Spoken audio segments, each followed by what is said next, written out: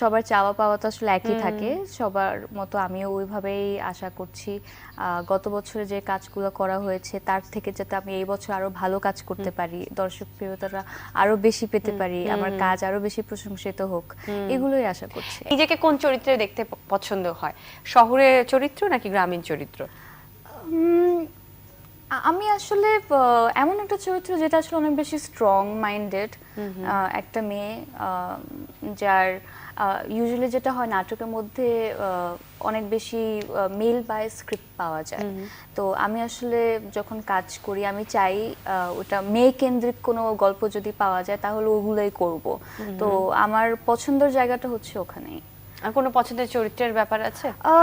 না, ওভাবে নাই, এক এক চরিত্র তো এক এক রকম, এক এক ভাবে সুন্দর, তো একটাকে বাছা আসলে অনেক বেশি অন্যায় হবে। আচ্ছা, মেহজাবিনকে ফিল্মে কবে দেখতে পাবো? আমি জানি না, এটা ফিউচার উইল এটা খুব অনিশ্চিত একটা উত্তর হলো কিন্তু ভক্তদের জন্য। তারা এখন কিন্তু চ্যানেল আইতে তো সরাসরি দেখা যাচ্ছে, একই সাথে সাথে কিন্তু চ্যানেল আই যে ফেসবুক পেজ রয়েছে সেখানেও কিন্তু ভক্তরা আপনাকে দেখছেন, তো এটা মানে একটু হতাশাব্যঞ্জক কিন্তু হয়ে যাচ্ছে। তো একটা কিছু আশার আলো তো দেওয়ার দরকার। না, এখন আসলে এই মুহূর্তে কিছু বলতে পারবো না, কিন্তু আমার পছন্দের মতো যদি আমি ক্যারেক্টার পাই, একটা ভালো একজন ডিরেক্টর, ভালো একটা স্ক্রিপ্ট পাওয়া যায়, তাহলে ইনশাল্লাহ করা হবে।